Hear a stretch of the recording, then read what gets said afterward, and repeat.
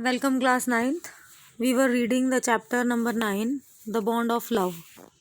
In this chapter, we have read about the affection of writer's wife with the bear.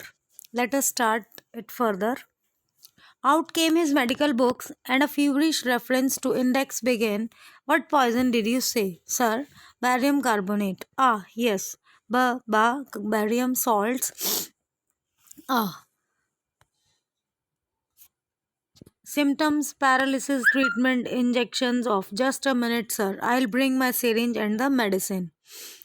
अब जो doctor हैं, क्योंकि veterinary doctor के पास लेकर गए हैं, तो अब जो जो डॉक्टर हैं वो उनसे पूछ रहे हैं कि जो आपने पॉइजन बताया है उसका नाम क्या है। तो वो कहते हैं बैरियम कार्बोनेट। फिर वो सिम्टम्स चेक करते हैं अपनी जो मेडिकल बुक्स हैं उनमें कि पैरालिसिस हो जाता है इसमें, और उसके बाद वो सारी मेडिसिन भी अपनी उस बुक में देख लेते हैं कि कौन सा इंजेक्शन उसमें उसको यूज़फुल रहेगा। तो वो कहते हैं कि 1 मिनट वेट करो और मैं अपनी सिरिंज लेकर आता हूँ। A dash back to the car, Bruno still floundering about on his stumps but clearly weakening rapidly, some vomiting, heavy breathing with heaving flanks and gaping mouth. वो कहते हैं कि ब्रूनो जो है कार में मीन्स फ्लॉन्डरिंग होता है, स्ट्रगलिंग टू मूव, हिल नहीं पा रहा बट कोशिश कर रहा है। थोड़ी वॉमिटिंग हुई उसको, ब्रीदिंग में प्रॉब्लम हो रही है, मतलब उसको जो है डिफरेंट काइंड ऑफ प्रॉब्लम्स हो रही हैं। मुंह खुला है तो खुला ही रह गया, इस तरीके से हो रहा है। Hold him everybody, in goes the hypodermic, Bruno squeals. 10 cc of antidote enters his system without a drop being wasted.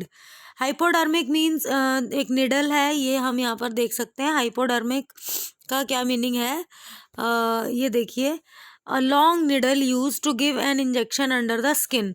वो कहते हैं कि उसको इंजेक्शन दिया गया, ब्रूनो थोड़ा सा चिल्लाया और ये जो एंटीडोट है वो उसके बॉडी में गया, एक भी ड्रॉप वेस्ट नहीं हुई। 10 minutes later condition unchanged.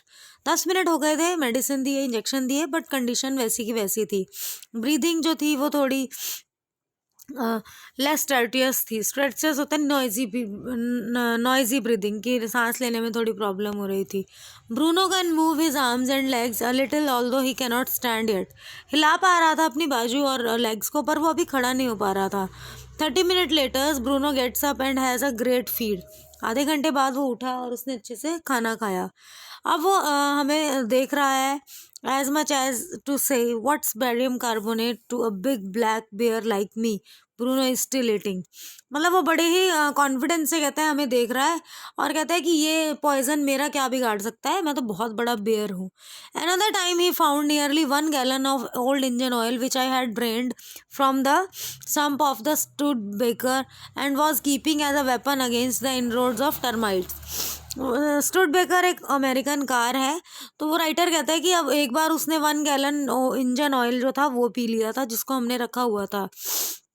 He promptly drank the lot but it had no ill effects whatever. वो मतलब उसने पी लिया एकदम से, उसको कोई इल इफेक्ट नहीं हुआ उसका। The months rolled on and Bruno had grown many times the size he was when he came. मतलब अब इतने टाइम बीत चुके था और ब्रूनो जो था वो बहुत बड़ा हो चुका था। आगे वो कहता है कि लेकिन वो उतना ही स्वीट था जितना वो शुरू से था। मिसचीवियस, शरारती भी उतना ही था, प्लेफुल भी उतना ही था। And he was very fond of all of us, मतलब हम लोगों का दीवाना था वो। Above all he loved my wife, she loved him too, मतलब वो एक दूसरे को बहुत चाहने लगे थे। She had changed his name from Bruno to Baba. Baba, Baba means a small boy, तो उसने बाबा उसका नाम रख दिया था। He could do few tricks too, वो मतलब कुछ ट्रिक्स भी करने लगा था कि अगर उसको रेसलिंग की कमांड दी जाती थी तो वो विकसली मतलब किसी के ऊपर भी एकदम से रफली उसको हिट करता था। और वो क्या कहता है कि give him a stick and से बाबा होल्ड गन। अगर उसको कोई स्टिक दे दी जाती थी और ये कहा जाता था कि गन होल्ड करो, तो वो पॉइंट करता था स्टिक आपके ऊपर। Baba where's baby and he immediately produced and cradled affectionately a stump of wood which he had carefully concealed in his straw bed। कहते हैं अगर उसको कहते हैं कि बेबी कहाँ है तो वो तभी लकड़ी के से बेबी बनाता था और उसको बास्केट में या स्ट्रॉ बेड पे उसको लेटा देता था. But because of teenage children poor Bruno और Baba had to be kept chained most of the time. क्योंकि बच्चे थे वहाँ पर टीनेज के, तो ज़्यादातर टाइम जो था बाबा को अब चेन में बांध के रखना पड़ता था. तो अब सिचुएशन ऐसी आ चुकी थी कि वो भले ही कितना ही अफेक्शन उससे करते थे, लेकिन कंडीशन ये थी कि अब उसे बांध के रखना पड़ रहा था. और अब उनके माइंड में कुछ ऐसा आने लगा कि बाबा को जू भेज दिया जाए, मैसूर. और बहुत बड़ा हो चुका है, घर में लायक रखने लायक अब ये नहीं रहा.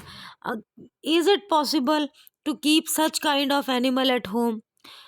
So about this we will read in next video.